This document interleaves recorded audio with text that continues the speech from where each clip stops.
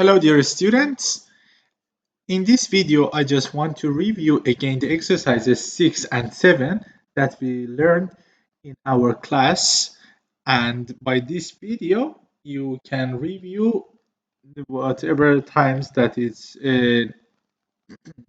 necessary for you. So let's start. Old Pueblo Engineering Contractors creates 6-month rolling schedules which are recomputed monthly. For competitive reasons, it would need to divulge proprietary design criteria, methods, and so on. Old Pueblo does not subcontract. So, as you remember, I told you the first and the most important uh, part of solving an aggregate planning is understand what exactly the problem permits you and what exactly doesn't permit. Okay, so as you see here, the first important part that is the old Pueblo does not subcontract. So subcontracting is out of the options that we have. Therefore, its only options to meet customers' requirement are, so as you see here, work on regular times, work on overtime, which is limited to 30% of regular time. Okay, so it means that whatever production we have in our regular time, up to 30%, we can produce overtime. And do customers work early, which would cost an additional $5 per hour, and 4. Perform customers work late, which would cost an additional $10 per hour per month penalty, okay, as provided by their contracts. So, number 1 and 2 are clear, but as we discussed before, this number 3 and this number 4 are talking about two items that we know them as an ending inventory and ending back order. So, what was that? Always we want to make a comparison between our production and demand. So if our production is more than demand, obviously it remains for us something at the end of the period, and it means that we already have that amount of inventory for our next period. So we produce early for our period. But from the other side, if we produce late, it means that the production is less than our demand. We should compensate this lack of production of this period in the next period. So it means that we delayed in the production and we need to pay a cost for this amount delayed. So as you see here, the word late, okay, the word late expresses exactly this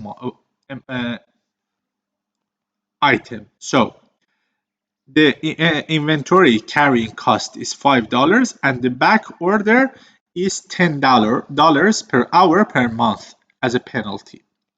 So Old Pueblo has 25 engineers on its staff, an hourly rate of $30. The overtime is 45. So this is the overtime production and regular time production. Customers' hourly requirement for the 6 month for the January from January to June are this. So these are the demands for our 6 months. Develop an aggregate plan using a spreadsheet. Assume 20 work days in each month. So pay attention to this problem. We start with 25 engineers and we follow with all these engineers. So it means that hiring and firing as well are out of the options. So we need to cover the demand of these 6 months with the regular time, with the overtime, and with the inventory remains at the end of each period. Okay, and all of the months have 20 working days. So This problem has more than one solution, but here we focus on one of them, that is no back order at the end of the plan. So if it assumes no back order at end of the plan, okay, so what we do, we try to produce as a maximum capacity that we have, regular and overtime, okay, to uh, prevent having the back order in our process. So let's get started. As we see in this table, the demand of January is 5,000. Okay, so for sure we need 5,000 of work hours required. Why? Because if the problem doesn't mention anything about the productivity, okay, it means that the productivity is one labor hour. For this reason, how many work regular work hours available do we have in this problem? It's easy. It's having 25. Let's write here to find how many regular available work hours available do we have. We have 25 workers. Yes or no?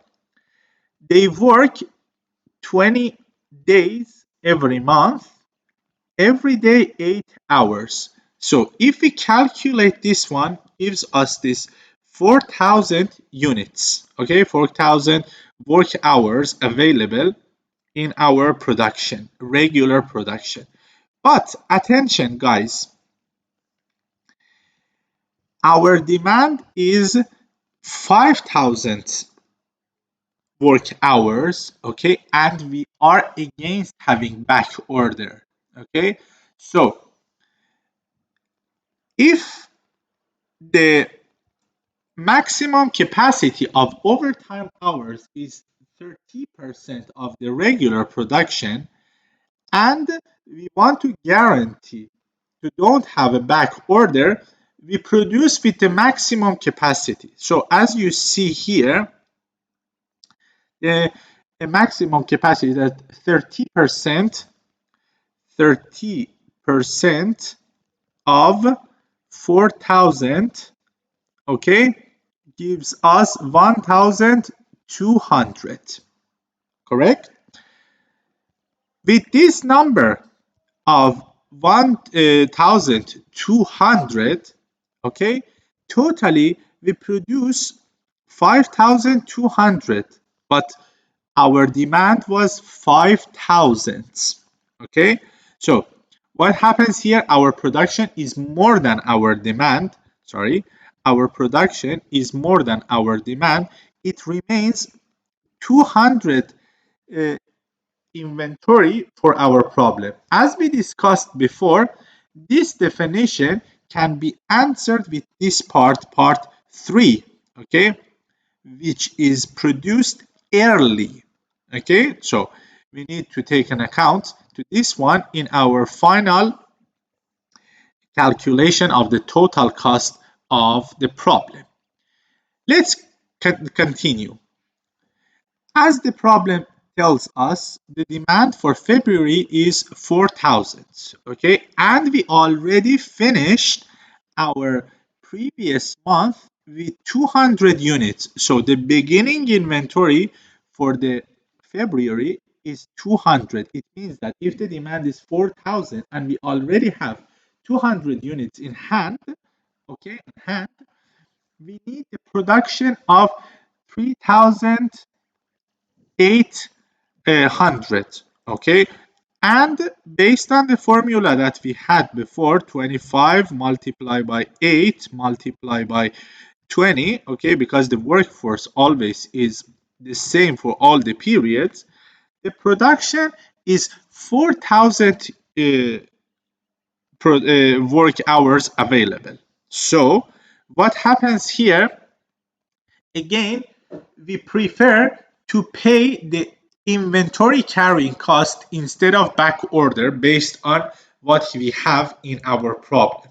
Okay, so in this line, all of the parts of this line, we continue with the maximum amount of the overtime production.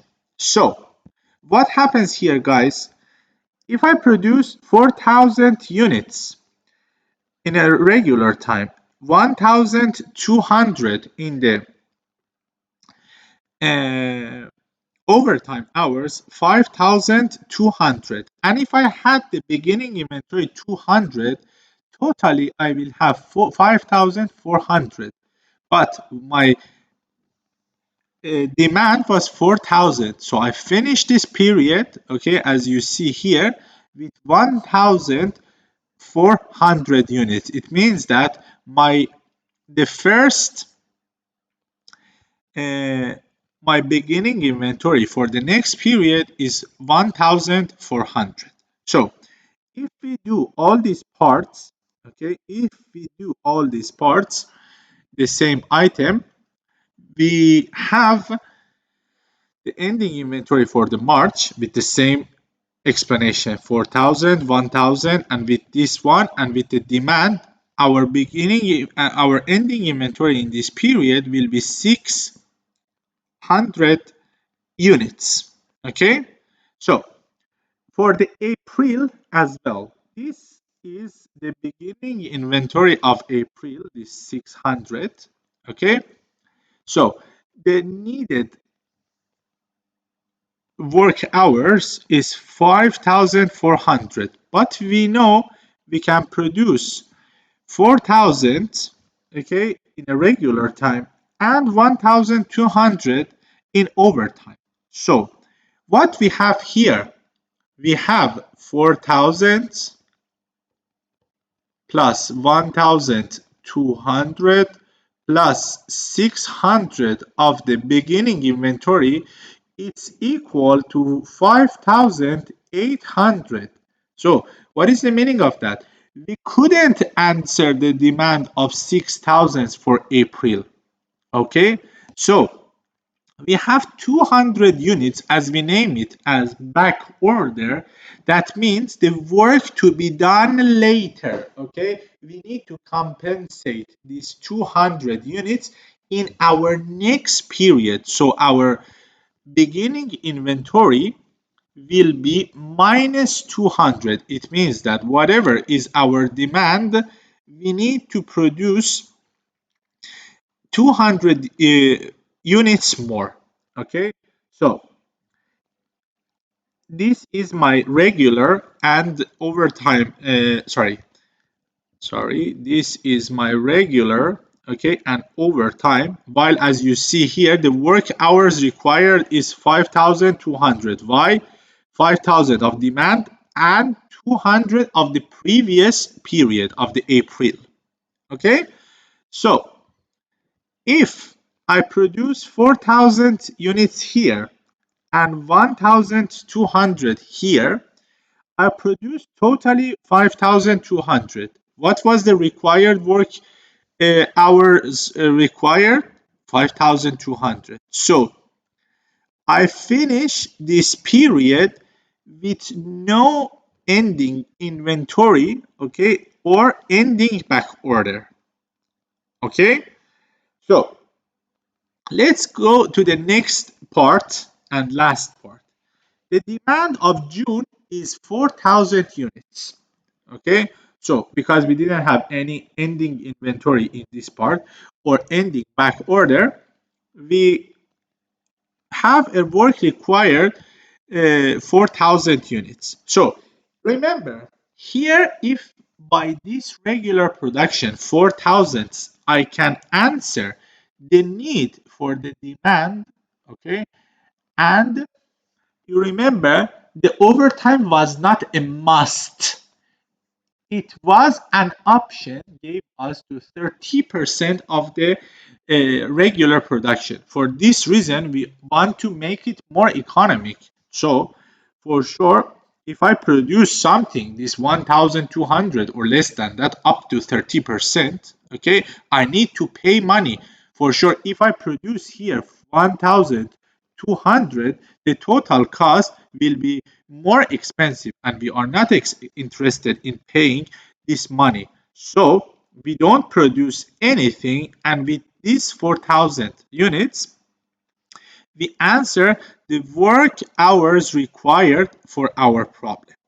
Okay, and as you see, based on what we wanted, no back order at the end. There is no back order at the end of the process. Okay, so now it's the time to calculate all these costs that happened in each of these months to cost the total cost to calculate the total cost of the whole problem. Okay, so based on the explanation of here, we know the normal cost, the regular cost is 30 and the overtime cost is 45. Okay, so here I have 4,000 units multiplied by 30 gives me 120,000. Okay, the overtime 1,200 multiplied by 45 dollars gives me 54,000. Okay, the cost of inventory, this part early, is 5. How many do I have? 200 multiplied by 5, 1,000, and we don't have any back order, so we don't pay any for back order. So the total cost of January, okay, it's January, yeah. January is $175,000. Another cost, again the same, 181,000, 177, up to the last one that is 120,000. Why? Because we only have the regular production cost.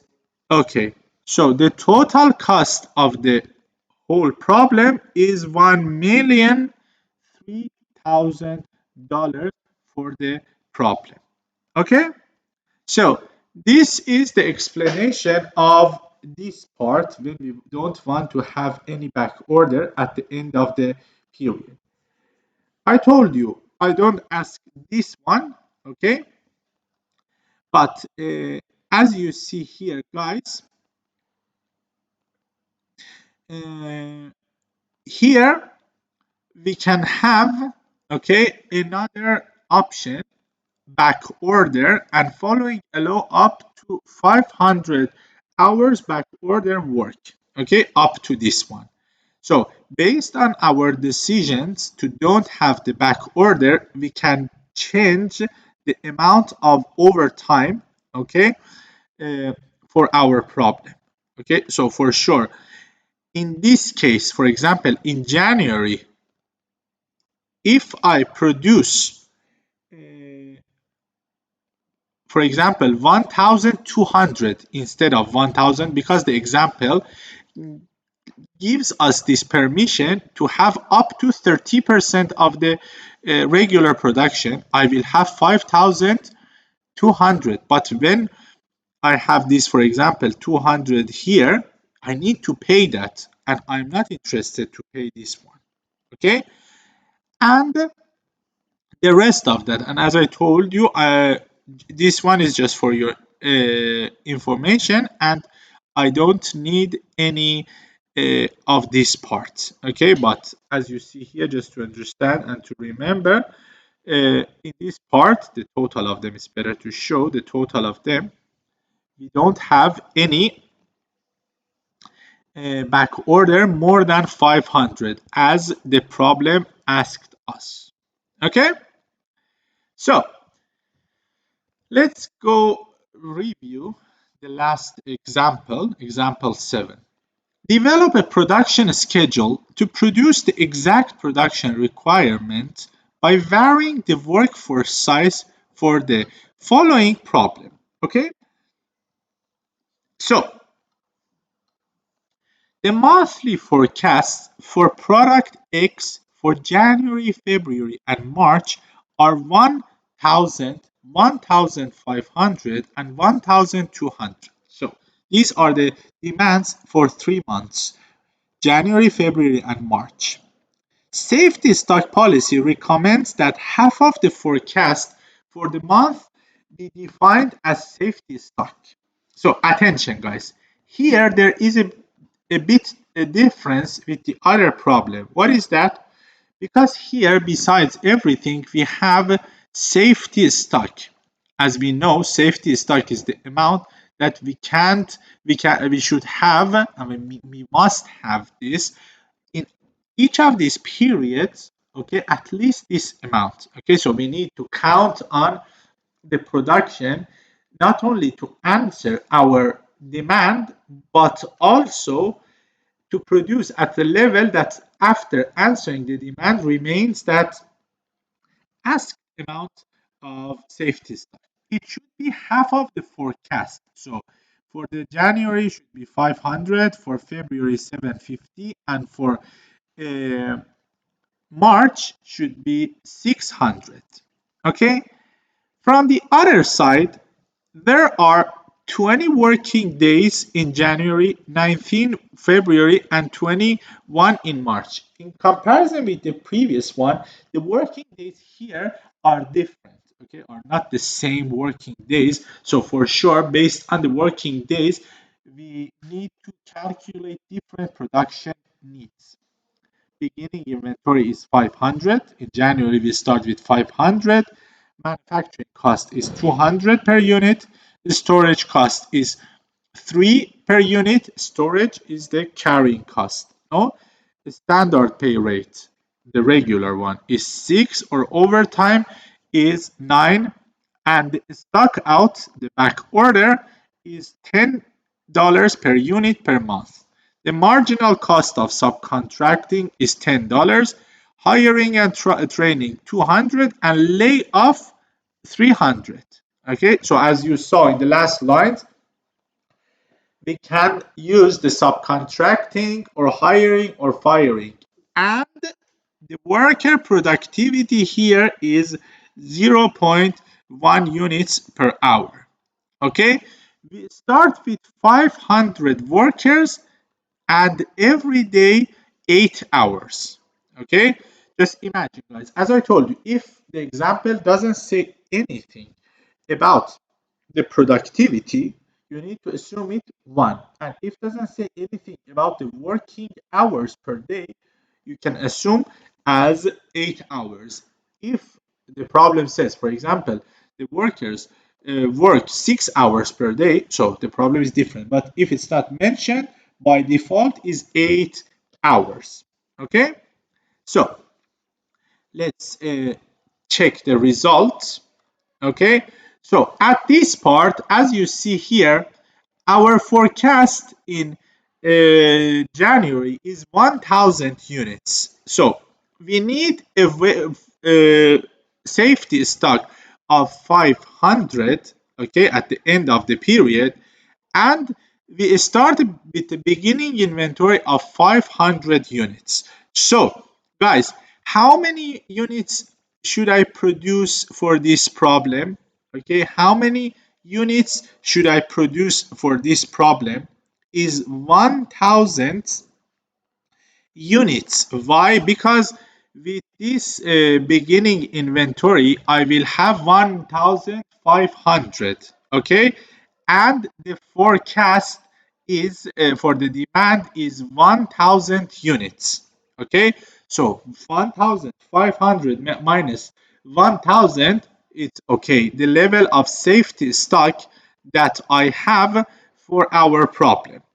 Okay, so this is the safety stock for my problem. So besides, I need to calculate how many workforce do I need for each of the periods, because the hiring and firing is permitted in this problem. Okay, so easily I need to calculate the working days and working hours, okay, of my problem to understand how many workers do I need for our problem. So the formula that we had before in our examples that we reviewed, for example, for the period of January, the workforce, okay, multiply by how many working days do I have? 22. How many hours per day they work? 8. And what is the productivity? 0.1. They should produce 1000, okay, they should produce 1000 uh, units for January period. So if I calculate this workforce, it gives me 56.84, whatever, okay, or 88. It's not exactly 57, but to understand, because the problem doesn't say anything about the workforce that is part-time, okay, we round it up to 5000, to 57, the number of the workforce, okay. So but remember, in the problem we started with 50 workers, okay. So if our requirement here for January is 57, it means that we need to hire 7 more. As you see, the hiring tells us that we produce we need to hire 7 more. Okay, so imagine, besides the uh, regular production that we pay, although we pay hiring cost for these 7 workers. Okay, so what else? Based on the production, okay, based on the production that we have with this exactly number of 75 and not 57 and not 56.88, okay, this a small difference happens here, these 3 units, okay. So imagine we produce 1003 and we have 500 in hand, okay, minus our demand, okay. So what will be the ending inventory here? 503. What happened? So we needed 500, so this is answered here. So we don't have at the end of the period less than the safety stock needed for this one, and a bit more than that, okay. So we finish this period with the ending inventory of 503. Listen guys, you don't need to calculate this safety stock part. It is given by the example to you. So you need to just make sure at the end of the period, okay, at the end of the period, you don't have less than this amount. You could have equal or greater than that amount for this period, okay. So let's go to the next part. Let me clean this part. Okay, let's go to February. For February, we need a demand of 1,500, and obviously half of that is a safety stock, 750. Okay, and from here we see we have a beginning inventory for our problem. Okay, so with this problem, because we know our demand, okay, our demand is 1,500, okay, our beginning inventory is 503, and we should have at the end of the period a safety stock equal to 750, okay. So based on this reason, I just write directly 1074, okay, this is the production that we should find, plus 500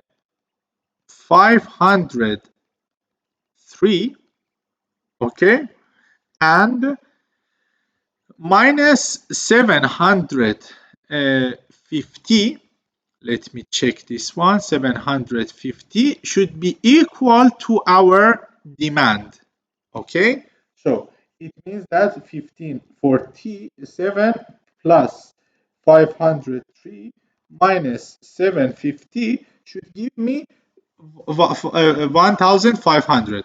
I mean, when you want to calculate the production, you need to just calculate this X, the production you require.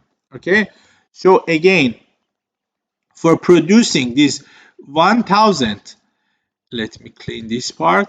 For producing this 1747, how many workers do you need? Again, the workforce of the February multiplied by how many working days do we have? 19. No? 19 multiplied by 8 hours multiplied by 0.1 should be 1747. If you calculate this amount, okay, it gives you this 1015 workers. In comparison with the previous one, you need to hire 58 workers, new workers for your period. Okay, you can answer your need for this one. So exactly the same. Here, if we calculate, the workers is a bit different, the amount 114 point something. Okay, let me tell you is what is exactly this one. 19 multiplied by 8 multiplied by 0.1. So divided by, it is 114.93.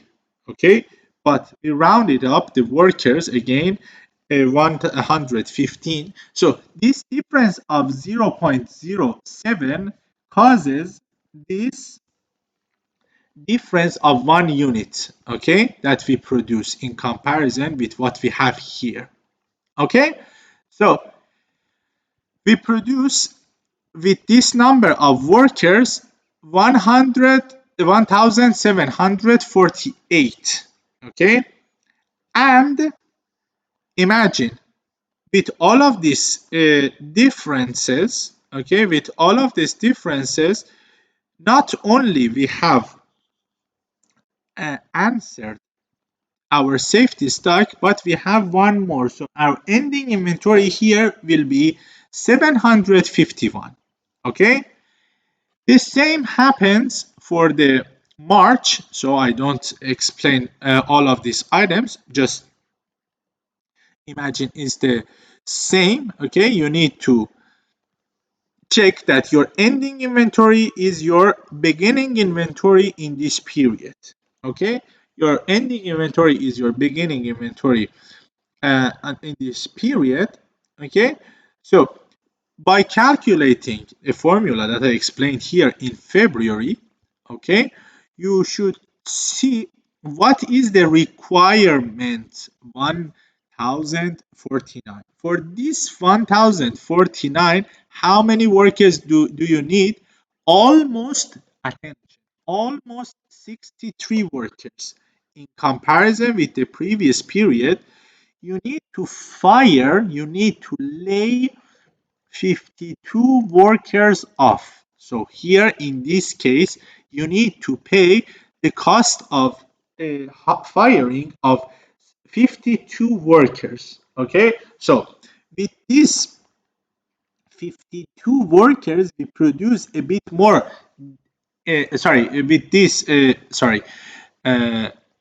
with these 63 workers, we produce 1,500. That is a bit more in comparison with almost 63. Okay, that we calculated because you remember, because we don't need any decimal for our workers. It means that we are not allowed to use part-time workers. We rounded up our workers to something integer. So what are the costs in each of these periods? Okay, the production cost, the hiring and the firing, and the inventory cost. All of them are given in our example. Just you need to calculate them. Okay, you need to calculate all of these costs in our problem to understand what are them in this problem. Okay, so just check the cost that we have in our problem. As you see here, the inventory cost, for example, the standard pay rate is 6. Okay, the where is the other one? The storage cost is 3. Okay, the hiring is 200 and the firing is 300. Just by calculating this one, you can understand what are the different costs of the workers, okay, in the period that you have. For example, for this labor cost, okay, that is 60,192. From what part it comes? 57 workers work 22 days, work 8 hours, work and we pay $6 for each of them. If you calculate this one, it gives you this labor. The same happens for inventory because the inventory cost is 3. For example, for this one is 503 multiplied by 3. The hiring as well is 200. So 7 multiplied by 200. Okay, that is 1,400. And the rest can be calculated exactly like the period of January that I explained to you. So if we calculate the total cost of the problem, will be $262,765. Okay, so this is the explanation of these two examples. I hope this explanation helps you to understand perfectly this problem. If you have whatever type of the question, as always, I am ready and happy to help you. Have a nice time. See you later. Bye bye.